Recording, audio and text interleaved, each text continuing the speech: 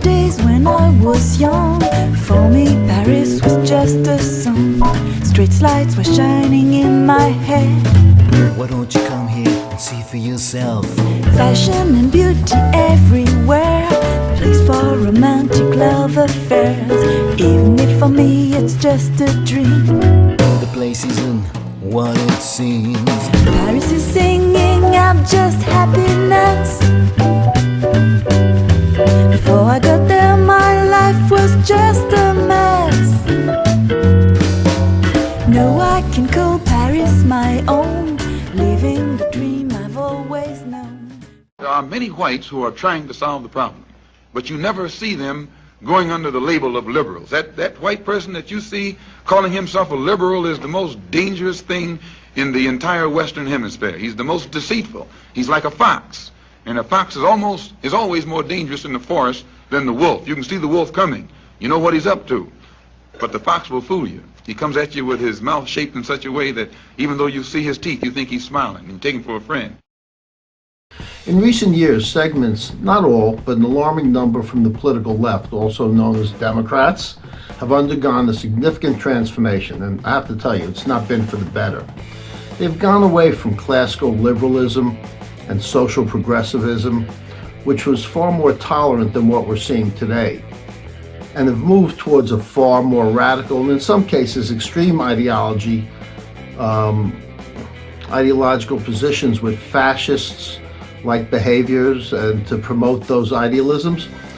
This shift has manifested in various ways, such as a growing hostility towards Israel, and many of these people are Jewish, right? And Jewish communities, and the promotion and encouragement of gender dysphoria aimed at children, a denial of biological realities. You know, like I say, I may not be a veterinarian, but I know a dog from a cat.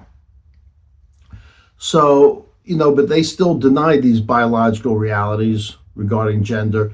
The promotion of controversial social initiatives such as drag queen, story hour, an increase in violent activism as we see with the burning of Teslas and gun violence, that now they don't call it gun violence, they don't call, right, for gun control, but yet, that's as long as it's being done by them and not by the right. So these trends have not only alienated moderates, but have contributed to rising political polarization and social unrest. Many Democrats have tried to distance themselves from radicals by renaming or rebranding themselves as moderate Democrats. They're not. The only problem is they're still willing to vote for the radical Democrats rather than middle-of-the-road Republicans. And quite frankly, I don't know, when you say middle-of-the-road Republicans, I think the Republican ideology is much more mainstream than we've seen, from the Democrats. One of the most alarming shifts within the radical left has been the increasing hostility towards Israel.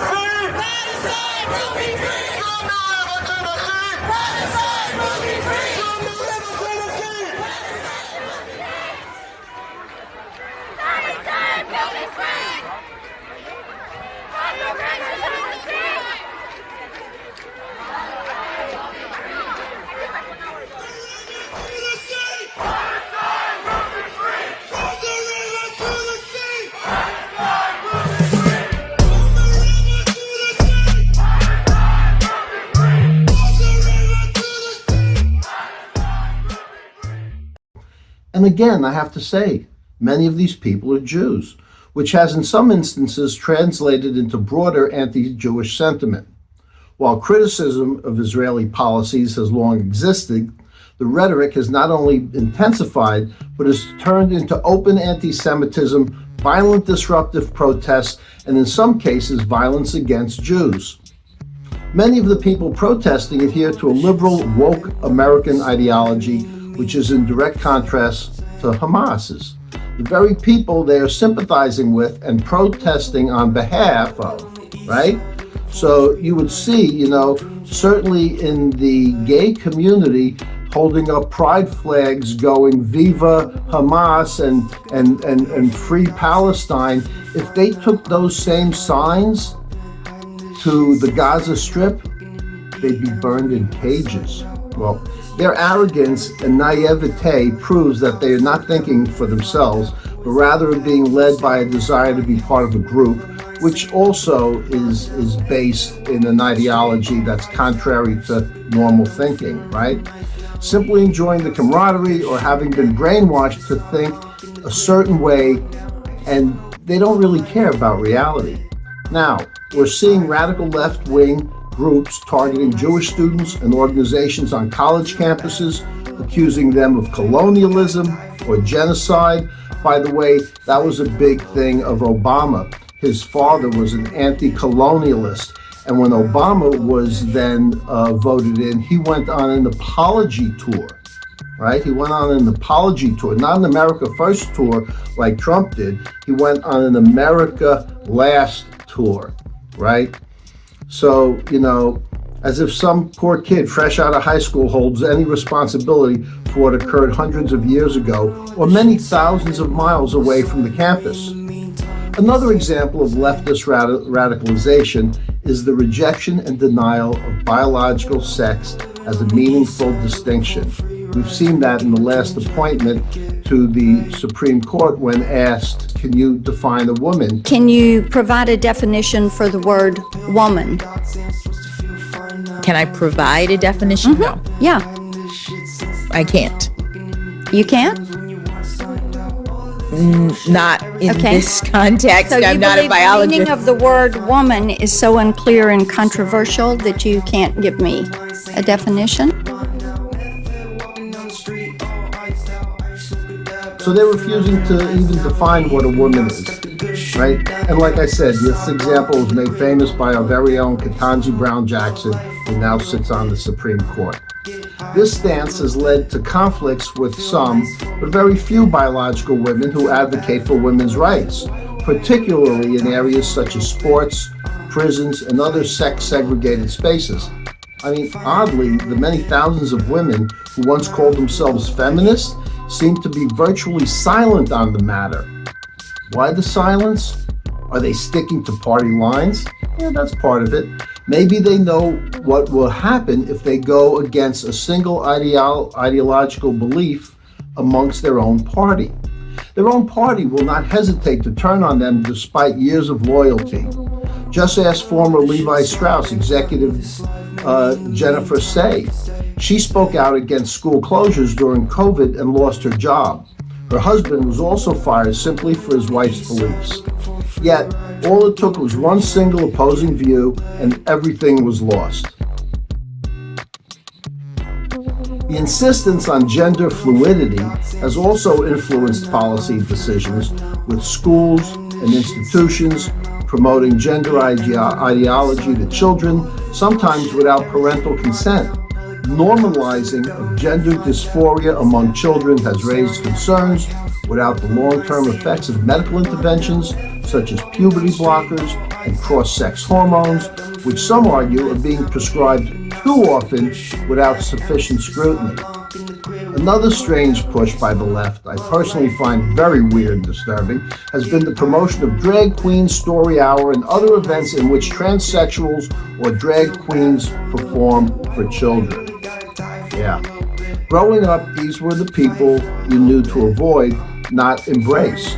Supporters argue that these events promote inclusivity and tolerance.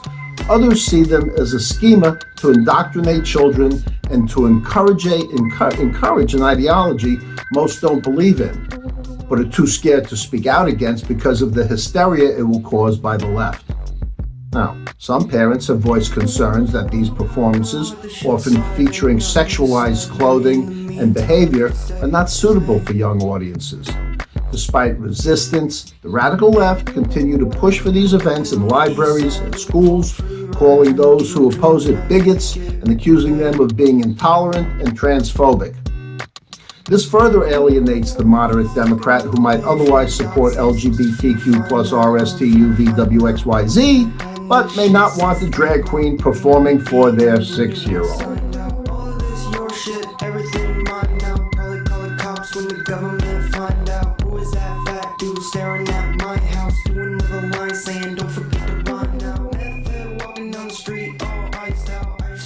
What I believe is that marriage is between a man and a woman. God. I believe that marriage is the union between a man and a woman.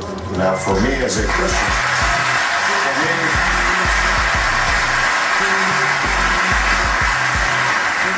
Christian, it's also a sacred union. Look, marriage is between a man and a woman, and states must respect that. Nobody's violated that law. There's been no challenge to that law. Why do we need a constitutional amendment? Marriage is between a man and a woman. What's the game going on? I believe that marriage is not just a bond, but a sacred bond between a man and a woman. The most visible sign of radicalization may not be the actual left's strange beliefs themselves and the push to implement those beliefs, but rather the willingness to engage in violence to implement those beliefs. The rise of groups such as Antifa and BLM, Bullshit Lives Matter, has led to the riots, the destruction of billions of dollars of property, attacks on political opponents. These so-called activists claim to be fighting fascism, yet the methods resemble that of the fascists seen throughout history. Accuse the opposition of what you are guilty of, right? That's what they do. During the 2020 protests and riots, cities across the U.S.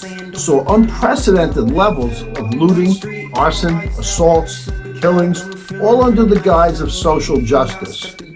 More recently, protests against conservative speakers and conservative events have turned violent, with activists justifying aggression as necessary means to silence hate speech. Generally, the left's definition of hate speech is people on the right talking about policies they disagree with. So on and on with the burnings, the lootings, breaking into every conceivable place. No arrest should be done. You saw the people standing there, the news reporters from the lame street media going, and the protests seem to be relatively peaceful. And in the background, there's a building burning down. Now, you know, they broke into liquor stores, jewelry stores, shoe stores. No, they broke into shoe stores. Not one pair of work boots was stolen. The left, liberals, Democrats, whatever you want to call them, the party that once claimed to be liberal and tolerant of other people's views, have completely vanished. The left has become so intolerant they will turn on one another if a single ideology is not agreed with. And I end with this. I don't expect you to think like me. I just expect you to think.